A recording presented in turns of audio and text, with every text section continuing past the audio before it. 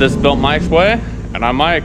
We're about to lower the back of the Lightning. I got about 2.5, 3 hours, maybe a light left, with some cloudy weather. We're gonna see if we can get it done in time, which I think I can. Jamie doesn't think I can. What we're doing is JLP shackles with strange shocks. These are 10-way adjustables. They look really nice. I like them. TIG welded. Give a shout out to Debt Life. He turned me on to these. I haven't even tried them on, so I know they're good. He knows his stuff. We're gonna get right to it, guys. We don't have a lot of time, and I like being right, so let's get to it. All right, guys, here we go. We're gonna take the tires off real quick, and we're gonna get the Bilstein shocks off before we start messing with the shackle. Just make sure we have everything we need, and you never know with these shocks. They can be really stubborn up top. It can turn into an ordeal. You sometimes have to take a cut-off wheel to them, cut the top off. I hope it doesn't turn into that, but we're gonna get right to it.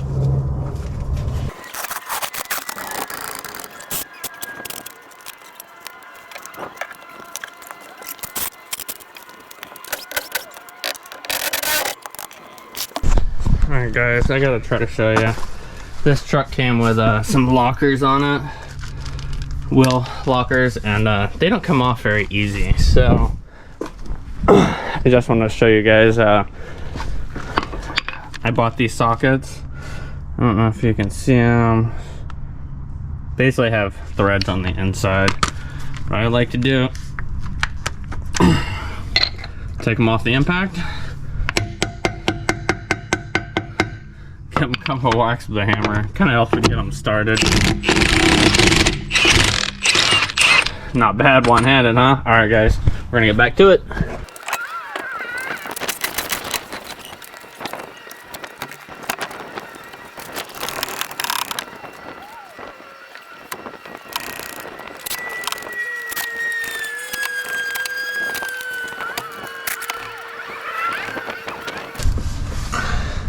So my jack stands are definitely not tall enough, but made them work. We put the jack stands up a little farther front, so no big deal. I'm guessing first place would be to start is with the shocks, and let's get those top bolts off of the shocks because those tend to be the problematic ones.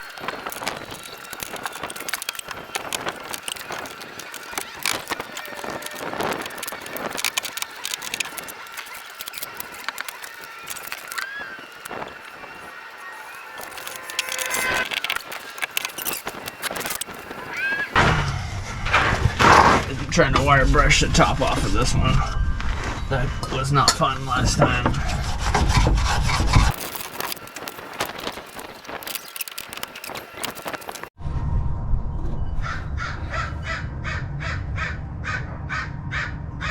Alright guys, we're going to try to get the top of the shock off. I had to run to Home Depot and actually get a 21mm gear wrench, and we're going to try to get it off that away. That's about a 1/2" drive socket that might come into play.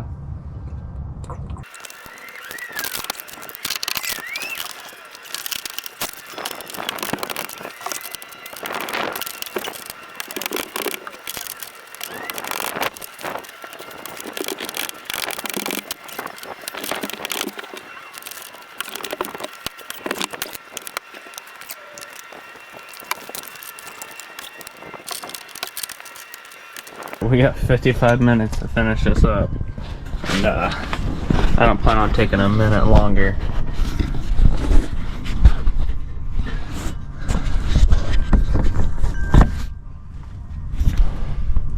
Finish getting the shock off here.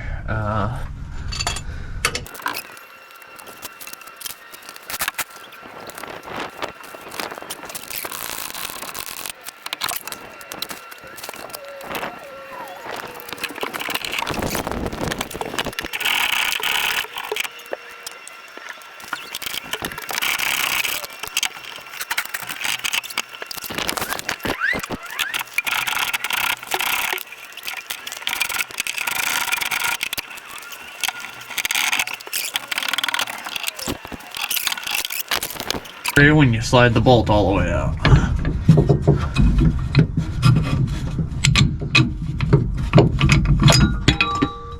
Ooh. Didn't even hit myself. Okay guys, with that being said, we gotta get on to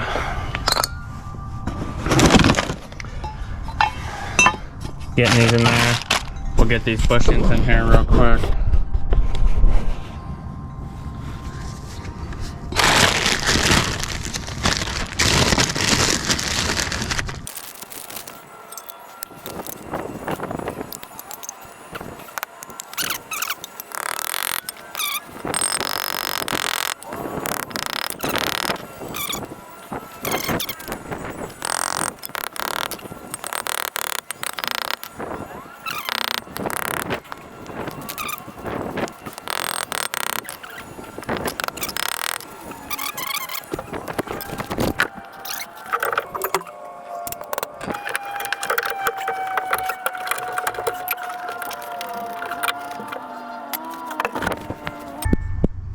Alright guys, I want to show you the difference.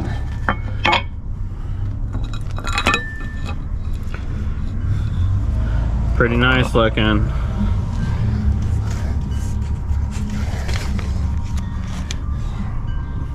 JLP, they make a nice kit. You can see, we're going for max. So, let's get back to it. Alright guys, here we go. We're gonna install these shocks real quick. Run out of battery and I'm running out of daylight quick. So we got the other one boxed up over there, and we're gonna get these on there, and then I'm gonna give you pretty much a quick walk around right at the end. I will show you them installed, but for now, we're just gonna get to it.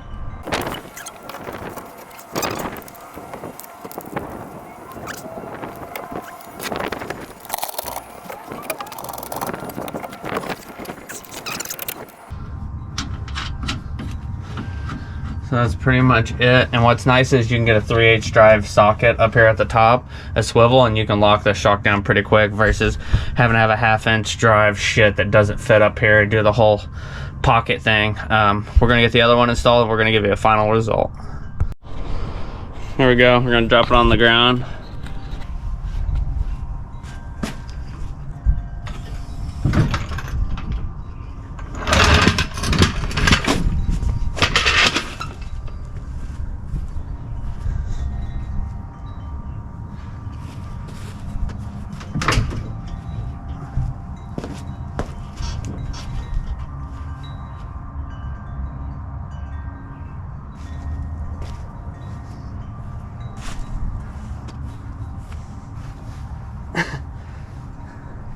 It's a lot bigger, and it used to be like over my hand high, so looks a lot better.